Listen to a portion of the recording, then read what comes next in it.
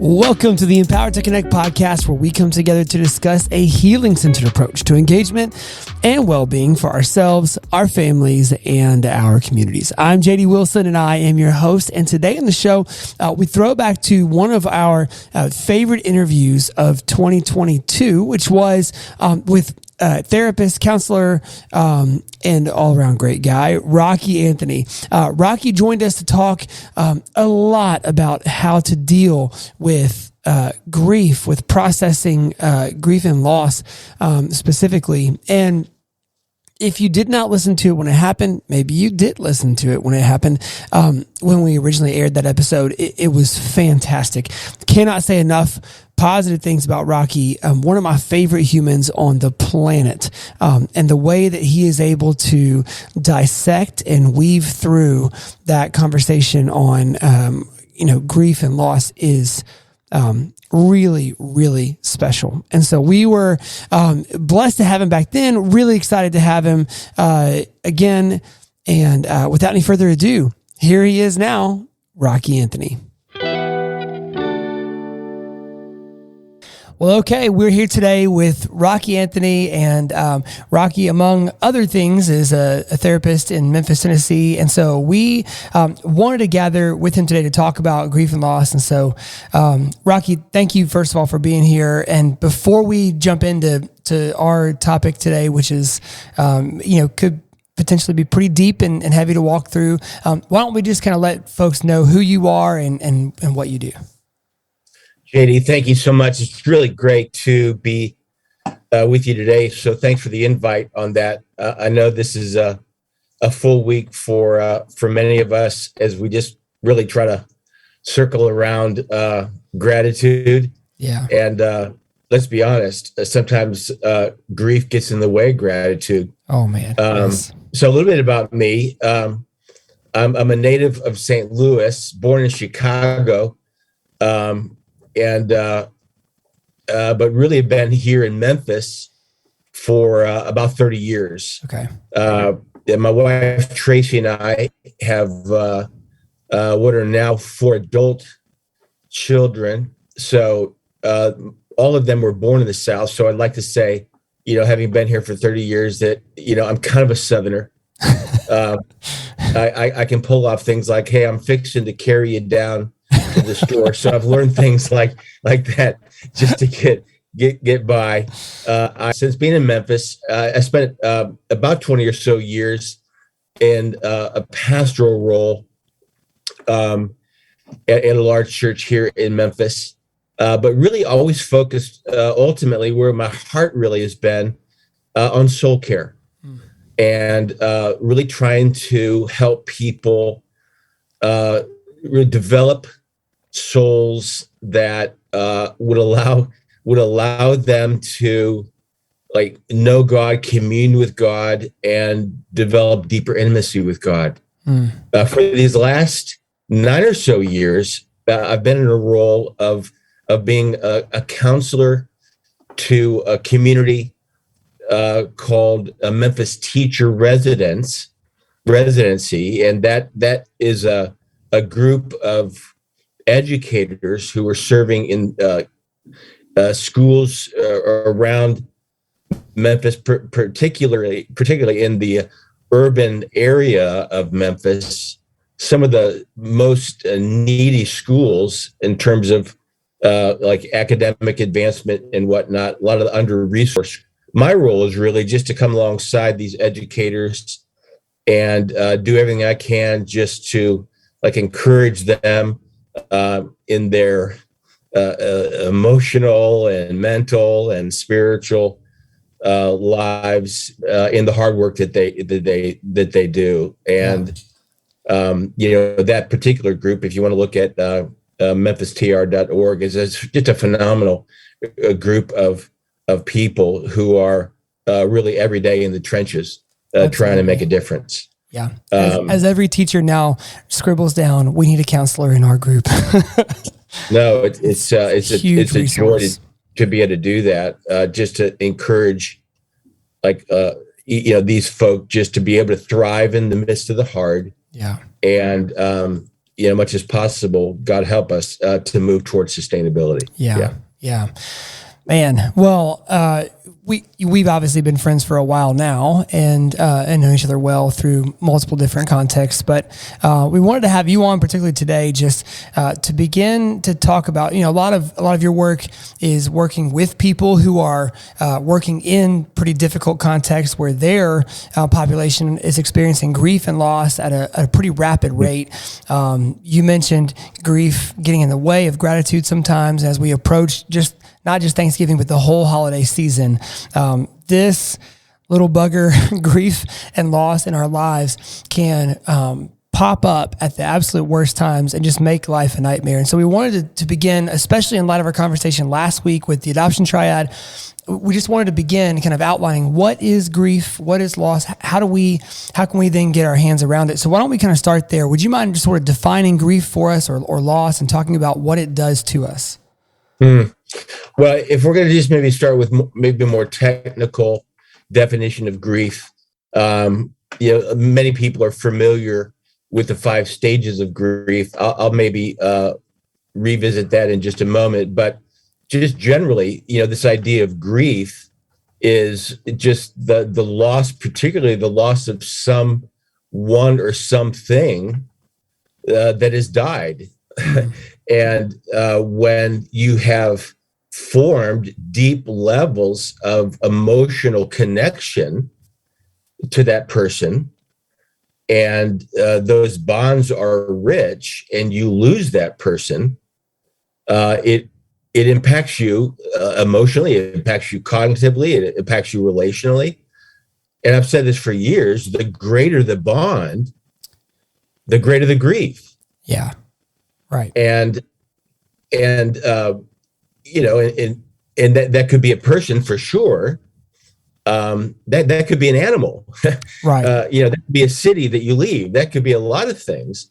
But I think most often when we think about grief, we think of a person that we've loved that is no longer in our life. Yeah. And I think when we think about adoption, that could be, there's grief. That person could still be alive, but they're not in our life. Yeah. Yeah. In the way that we want them to be. Right. So there's a lack of connection. There's a lack of ability to celebrate the presence of that person in our lives. And as we're thinking about, how that begins to affect us, maybe we'll start from more of a parenting level. A lot, we talk all the time on the show here about how, unfortunately, we bring all of ourselves to parenting, like it or not. So we bring all of our past, all of our baggage, all of our good, bad, and ugly. It all comes with us into that parenting arena. So how can it's kind of some unresolved grief, unresolved loss, or even, loss that we've tried to process well, how can that affect us in that parenting realm? JD, what you just said, I think is really, really important. What I just heard you say is we bring all of our past, we bring all of our, to the parenting process or to whatever process. One of the things that you and I have talked about in the past, and this comes from really the recovery world. And I'll just give you this phrase: expectations are premeditated resentments. Yeah. We could change that phrase around, but I think one of the things that creates, in that phrase, we're using resentments, but we could almost morph that and say expectations have a way of stirring up, greater levels of grief. Because I think we bring to a situation a set of, hey, it should be this or it should be that. Yeah. And I think we're moving into, a holiday season. We have different ideas of nostalgia, or we have different views of what a person like me would call magical thinking, and things don't go that way. And so there's expectations that create for us, and we're kind of doing it to ourselves, heightened levels of grief because we want things to go a certain way. And so we're not able to kind of like deal with life on life's terms. The loss is hard enough. Right. But then we add to it these other expectations for the way we think life should be going. And it creates even a greater gap. You know, if our listeners could see what I'm doing here for you on the screen, I have one hand up in the air and one hand below that. There's a life that we want. And then below that, there's a life that we have. Yeah. And I think sadly, tragically, so many of us were like, hey, there's a life that we want. And that's up here. And it's without problems. It's without struggles. I want this person back in my life, or I want these things to go that way. But then here's reality. There's a life I have. Yeah. And what separates those two is this thing called a gap. And I think so many of us are trying to find a way to close that gap. Mm-hmm. Rocky calls that gap management living. and it's an exhausting way to live life. Yes. There's this word acceptance, which is able to say, there is a life I have. That doesn't mean quitting. Right. But that does mean acceptance. And this really does have a lot to say and inform us around grief, to say, okay, if I could go circle back around the 5 stages of grief, that is the last of the 5 stages. There's denial, there's anger, there's bargaining, which is, I'm going to figure out a way to make this work for me. There's denial, anger, bargaining, depression, and then there's finally acceptance. There's the life I have. I know that was a lot. No, that's great. So let's take a right turn there for a second and stay in this lane. So we get to a place of acceptance, and oftentimes what I feel like happens is that acceptance and depression sort of weave in and out of each other. Acceptance, but then the depression of, but I really did want this. I know I've just got this life, but I really did want this. So how do we begin to reconcile that in a place of making peace with ourselves? Well, I think first of all, to say, let's give all of ourselves like a big dose of grace. Welcome to humanity. I think of Paul's words, the Apostle Paul's words. He's in a jail in Philippi. It's certainly not where he wanted to be. Yeah. He was a traveling church planter, and then he finds himself literally chained in a jail. But this is what he says: I learned. I learned the secret of being content. Yeah. And I'm like, thank you so much. Because, and whether we're going to say contentment or we're going to say peace. Yeah. It's like we enroll in that school. And, it's not that we ever like get there and they're like, oh boy, I'm glad I'm in the land of peace.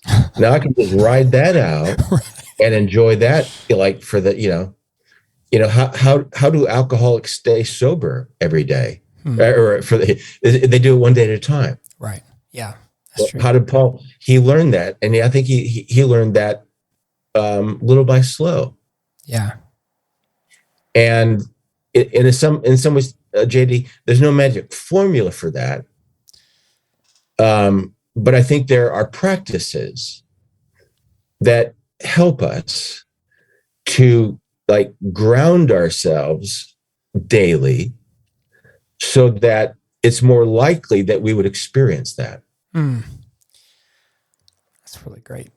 That's great. So, when we are getting to a place of starting to grieve losses that are happening, maybe they've been things that have been we've not allowed ourselves to really dive into because they hurt too much, and we're saying, now's the time. I want to start thinking through that. Is there a kind of starting out kind of a pathway to grieving healthily that we can share with our listeners today, like a first few steps of here's some guidelines to give you as you begin to grieve through loss? Well, I just think about my own experience. Yeah, I've lost both my parents. My wife has lost both her parents. And, I'm just thinking about even some conversations I've been having recently, as we're moving into the holidays. And it's just interesting, kind of the way so many of us tend to handle our own grief. Let's just be real practical. Like when we think about somebody that we love who's maybe no longer with us, and whether that's that they've died or they're not present and we're grieving their absence. Mm-hmm. And the thought of them creates sadness, right? And so here's the first temptation. The first temptation is that feeling of sadness is uncomfortable. And so I'm going to try just to put them out of my mind. Yeah. So I thought about them. That makes me sad. And so I'm going to try to just like sweep that memory, that person out of my mind. And I'm like, that's one way. But I think maybe a more healthy approach is just to learn to embrace that memory and accept that memory as a memory of learning to embrace that memory with kindness. Yeah. And learn to sit in it. And not to identify that always with sadness. Yeah. Remember, the greater the love in the relationship, right? In a sense, the greater the pain. I've always said to people, in a sense, your scar is a tribute to the love you've had for this person. I always like to think of it as like a beauty mark on your heart. Yeah. Okay. And so rather than, I just got to rush this out of my mind. No. Give yourself a moment just to in the present to reflect on that person. Gosh, I love them so much. And even just to say, okay, what is the treasured moment I have with them? And to dwell on that and to breathe and to be in that for a moment. And I just think, we could have a long conversation, you and I could, even on this broadcast, about, and I'm sure you have in past power of neuroplasticity, right? Yeah. And so, instead of, we call this ants, automatic negative thoughts, right? And so instead of that memory creating an automatic negative thought, the power of the mind to say, no, whenever I think of that person, I'm going to allow my mind to begin to think about that person with kindness and beauty. Mm-hmm. And just receive that as a gift from God. And we talked about that neuroplasticity, the ability for your brain over time to be able to reshape those memories and to reclaim territory, so to speak, in that arena. And that is, gosh, that's beautiful. Yeah.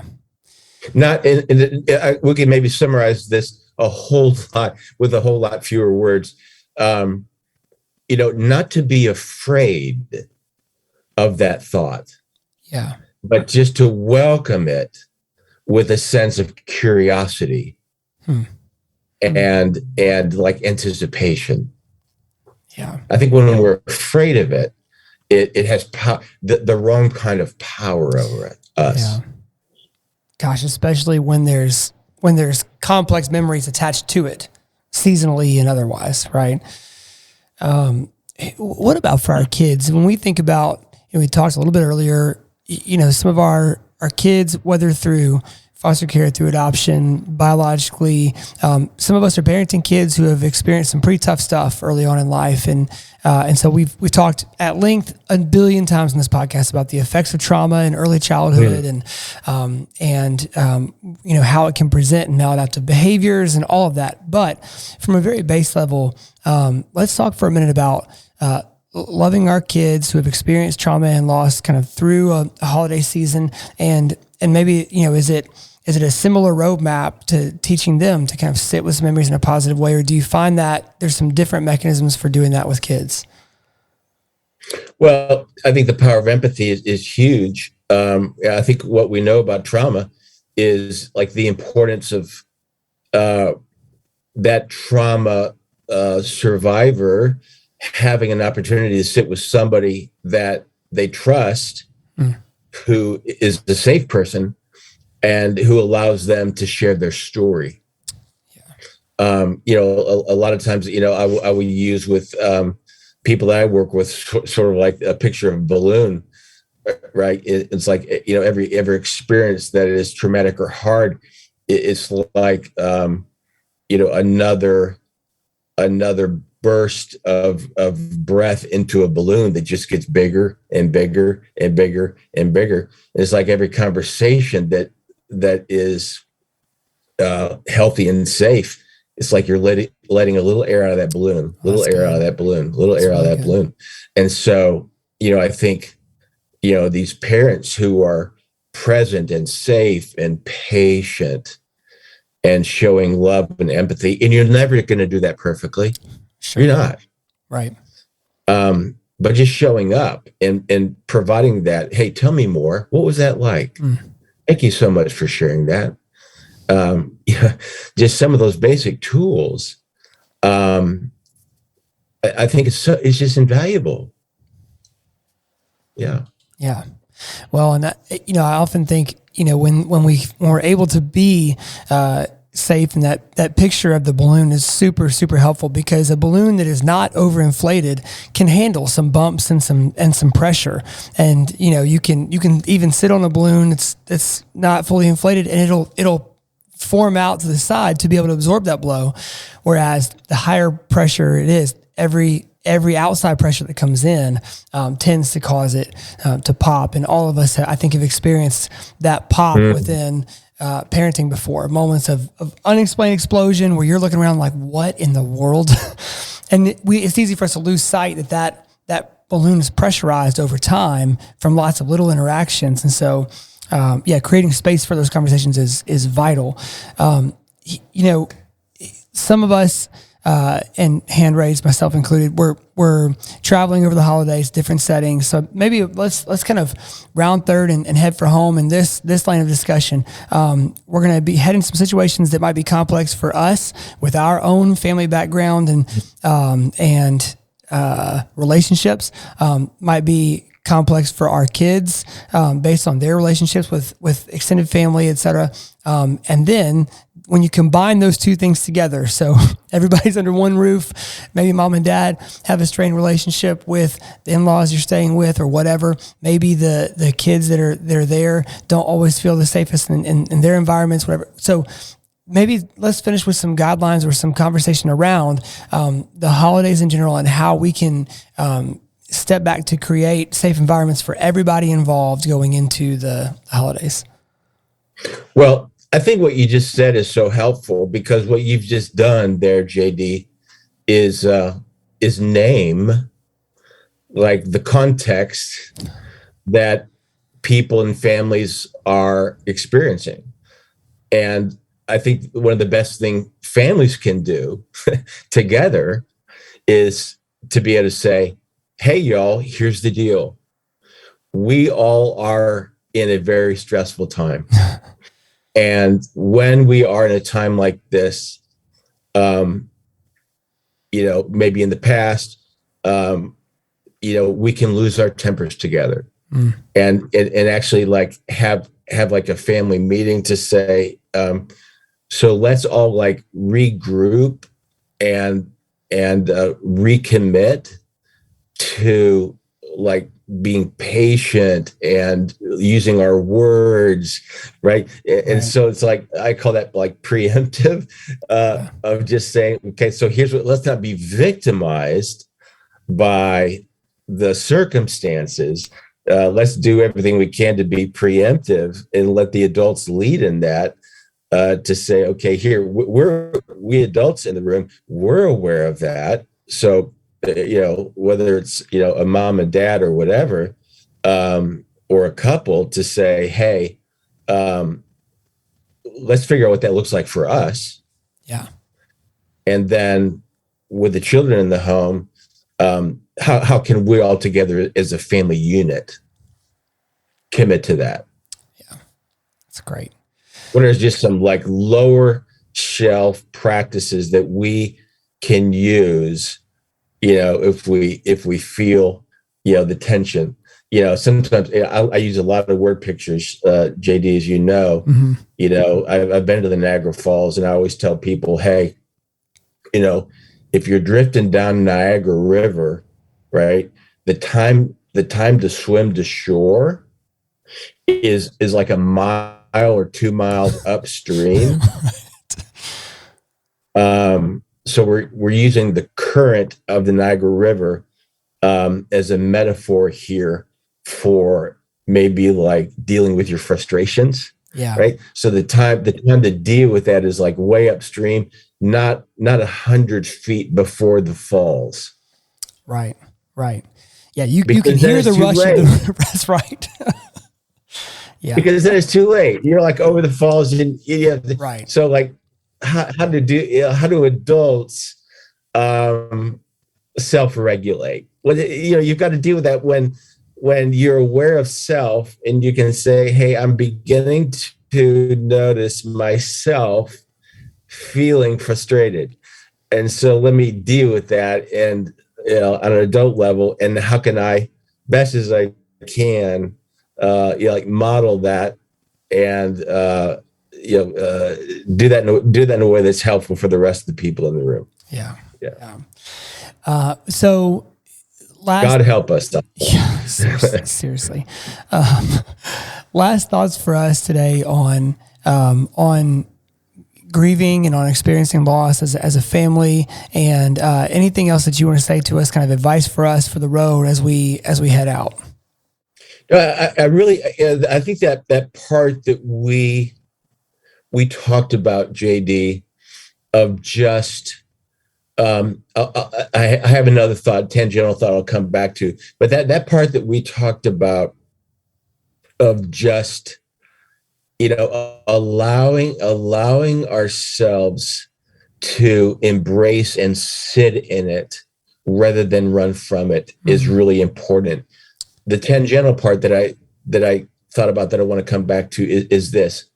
We all are like hardwired by God in a different way. You're an Enneagram fan. I'm an Enneagram fan. That's just one example of how we're made differently. I mention that only for this reason.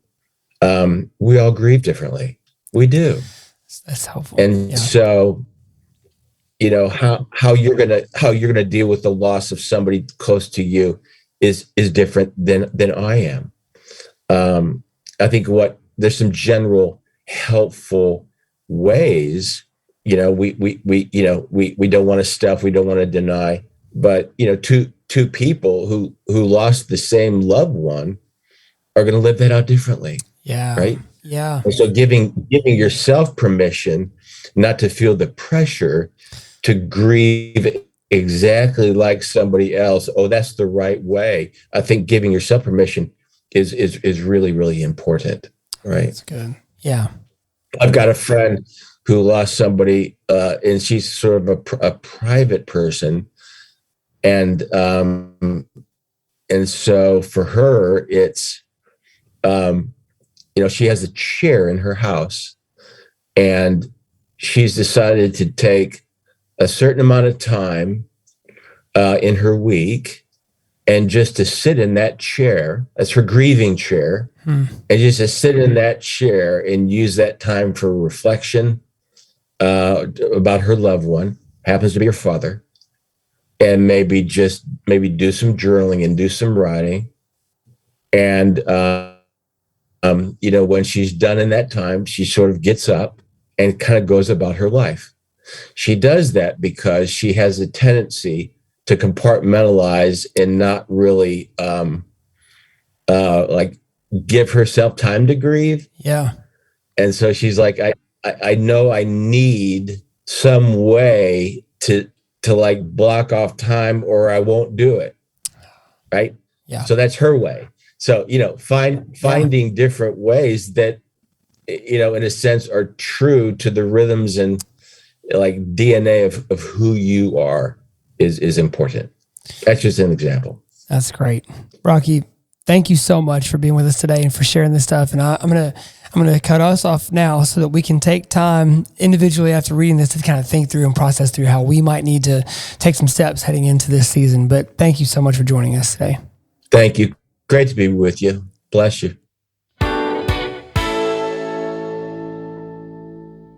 Well, I don't want to say I told you so, but if you listen to the intro where I gushed about how great Rocky is, I feel like that is what came through in that episode in the conversation with him. And so really grateful for him joining us and just the wisdom that he shared. I hope that was a helpful episode for you as well. And so just I will say before we go, we are in the thick of holiday season. So if you missed our episode last week about how to navigate these holiday seasons with your family, definitely go catch that and check it out. It's called Let's Talk About the Holidays. And Jesse Ferris joined us as well as Becca McKay.